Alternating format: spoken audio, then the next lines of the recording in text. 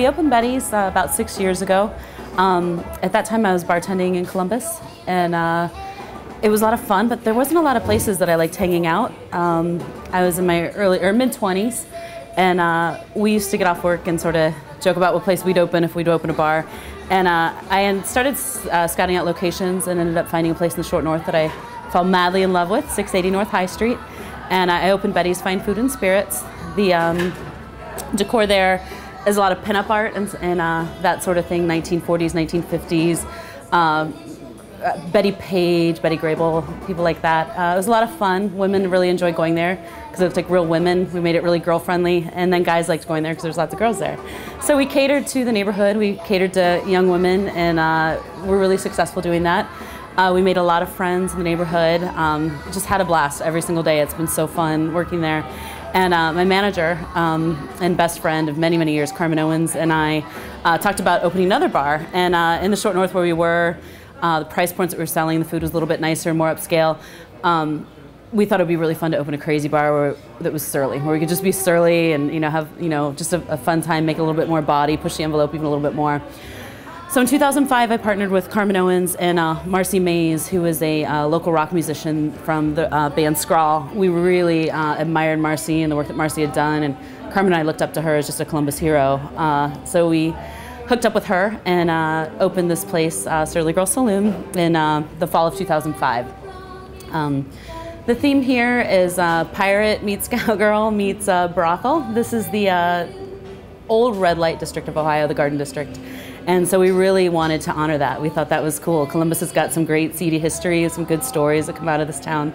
In fact, this building is reported to have been a brothel quite a bit ago, about 100 years ago. So we put in the chandelier and did the decor, and just tried to model our menu and our food after just surly women. We carry a lot of women-owned beers and microbrews. So that was a great time, and then it seems that my managers keep wanting to open restaurants. My brother was actually managing Surly Girl Saloon, so he and I partnered up to open the Tip Top Kitchen and Cocktails in 2007. So it's been a pretty exciting past 7 years since Betty's opened. We love being in Columbus. It's been a lot of fun to open bars in neighborhoods that I love and serve friends and neighbors, and just really get involved in our community. We love it. We love being here. You work 20-hour work days, that's normal, but we have a great time every day, and we really love what we're doing. We really, all of us really put a lot of heart into it. Our clientele varies very much. The Short North is really my home. I don't live here, I live in the campus area, but this is where I hang out, and this is where I wanted to open my first bar. I absolutely adore the clientele of the Short North. I love that when you come into Betty's or Surly Girl, just the diversity of everybody, and it's just fun and crazy. When I moved downtown, it was a little bit of culture shock. We opened our first lunch, you get a lot of suits, you get a lot of people from the suburbs. But we're hoping that by having sort of a fun, unique, and eclectic spot downtown that isn't so starched and maybe pretentious, we can bring a little bit more diversity to downtown. So it's a challenge. I mean, I've often joked that I should hire some of my mohawked patrons to go down to Tip Top and go eat lunch. The great thing about Columbus is everybody wants a cool new place to open. Columbus suffers from being a really self-deprecating city, and it oftentimes doesn't give itself the credit it deserves. And I think that there's not a lot of competition here, and there's so many niches to fill. There's so much stuff that people want. If you go out any night to any of my bars and ask people, what does Columbus need? We need I don't think we need any more sports bars, but I think that we need a lot of other things here that I think there's just so many opportunities waiting to happen. I started waiting tables very, very young, throughout high school, through college. I kept trying to go to college and get degrees, but I really fell in love with the business and just stayed here, never left. I'm a lifer.